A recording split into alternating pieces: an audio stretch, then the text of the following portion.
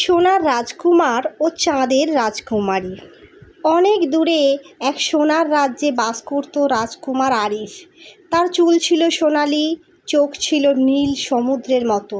সে ছিল খুবই দয়ালু আর বুদ্ধিমান। কিন্তু রাজকুমার আরিফ খুব একা ছিল। প্রতিদিন সে জানালার পাশে দাঁড়িয়ে দূরের পাহাড়ের দিকে তাকিয়ে ভাবত, কোথায় পাবো এমন একজনকে যে আমাকে বুঝবে।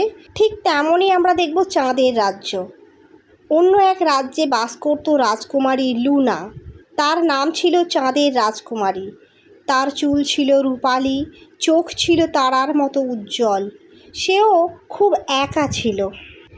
একদিন এক জাদুর পাখি এসে রাজকুমার আরিফের কাছে বলল, হে রাজকুমার, দূরে এক রাজকুমারী আছে যে তোমার মতোই একা, কিন্তু তাকে পেতে হলে তোমাকে 3টি পরীক্ষা দিতে হবে।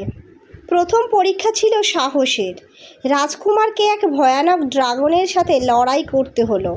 কিন্তু রাজকুমার আরিফ ড্রাগনের সাথে লড়াই না করে তার সাথে বন্ধুত্ব করলো। ড্রাগন খুশি হয়ে তাকে পথ দেখিয়ে দিল। দ্বিতীয় পরীক্ষা ছিল দয়ার। পথে রাজকুমার দেখল একটি ছোট পাখির বাচ্চা গাছ থেকে পড়ে গিয়ে কাঁদছে। রাজকুমার তাকে তুলে আবার বাসায় পৌঁছে দিল। পাখির মা খুশি হয়ে তাকে একটি জাদুর পালক দিল।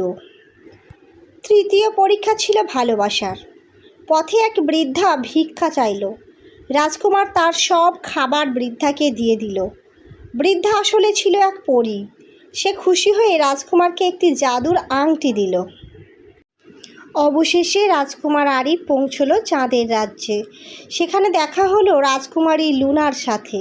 দুজনেই বুঝলো তারা একে অপরের জন্য তৈরি। রাজকুমার আরিফ আর রাজকুমারী লুনার বিয়ে হলো। দুই রাজ্যের মানুষ খুব খুশি হলো। তারা সুখে শান্তিতে বসবাস করতে লাগলো। রাজকুমার আরিফ আর রাজকুমারী লুনা প্রমাণ করলো যে সাহস, দয়া আর ভালোবাসাই সবচেয়ে বড় শক্তি। গল্পের শেষে তাই বাচ্চারা মনে রেখো, সাহস, দয়া আর ভালোবাসা দিয়েই জিতে নেওয়া যায় সবার মন।